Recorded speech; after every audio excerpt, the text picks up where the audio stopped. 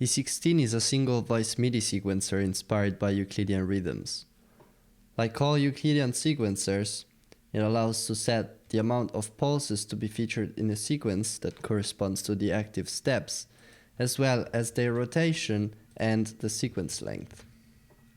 It is also possible to set the count direction that is for some reason out of the screen that you can see, but you can see it changing. So you can choose between forward, backwards, and back and forth. E16 expands the possibility of a classic Euclidean sequencer by introducing the draw sequence mode, which means that you're now able to manually activate or deactivate steps as you like. Unlike many other Euclidean sequencer, it is possible to set the pitch and the velocity individually on each step. There is a big button here where I'm clicking now that allows to access the pitch or the velocity sections. The next section is the key section of E16. This sequencer offers one-time randomization as well as modulation for the pitch and one-time randomization for velocity. The amount of randomization depends on the depth, and if you want to reset the sequence to its default state, you can simply click reset. As for the modulation, the depth sets the amount of modulation, and it is also possible to set the modulation rate that is measured in hertz.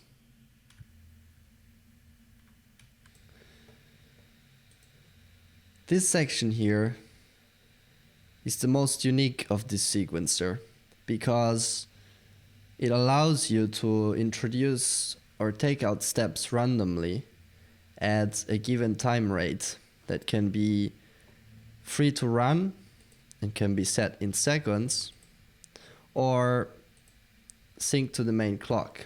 So if I change the BPM now in Ableton, you can see that this value here is changing. Both clock sources can be divided or multiplied to perform faster or slower random step introduction. The last parameter, reset or stick, refers to the moment when you disable randomization. When on stick mode, you will preserve the sequence as it is after taking out the randomization. While if you are on reset mode and you disable the randomization, the sequence resets to the values that are specified here. So let's do a simple pattern, a simple 4 to the floor, and I will start introducing new steps. You can see a new one popped up here. Let's make it faster.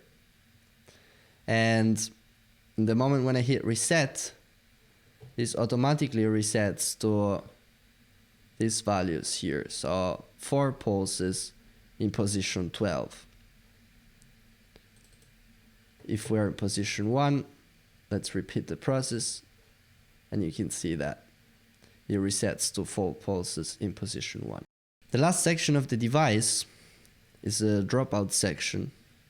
And here it is possible to save the device current state that saves on slot number 1.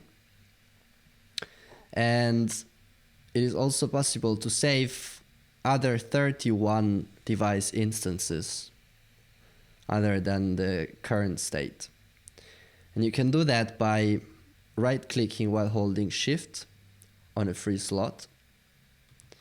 If you want to remove it, you need to right-click while holding Shift and Alt at the same time.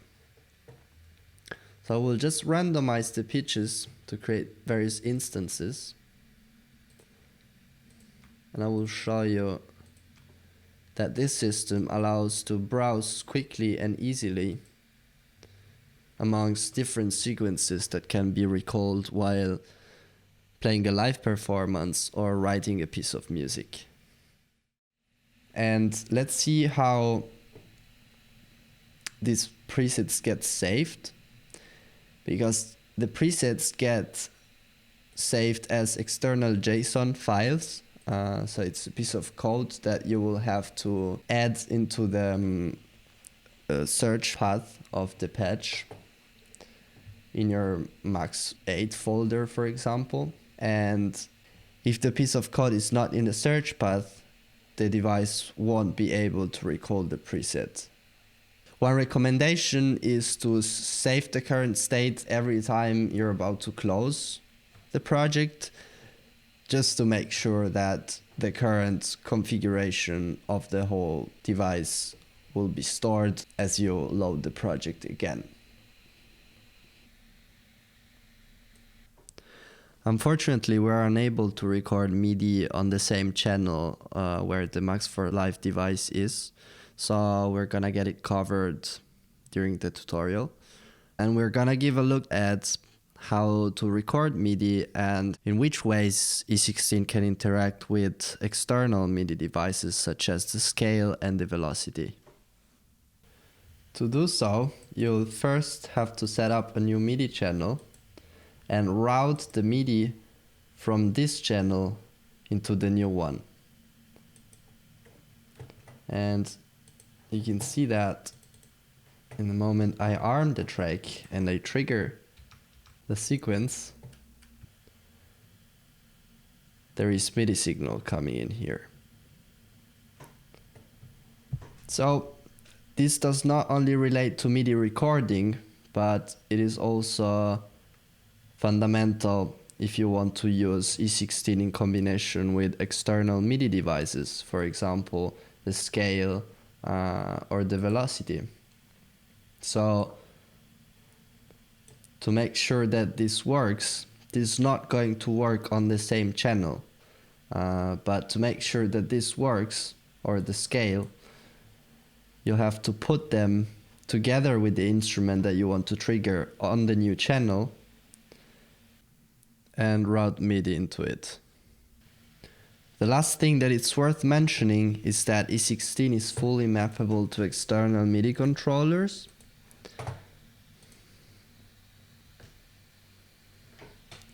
And it can also be modulated with LFOs. So, and modulate the sequence length, for example. Thank you very much for watching this video, and if you have for downloading the device, I would like to remember everybody that E16 is free to download in the Max4Live community resource, and I would also like to recommend checking out my website, Pitchfork Chronicles, where I reconstructed in various posts the process of building E16 with the support of text, images, and demo patches. Thank you very much again.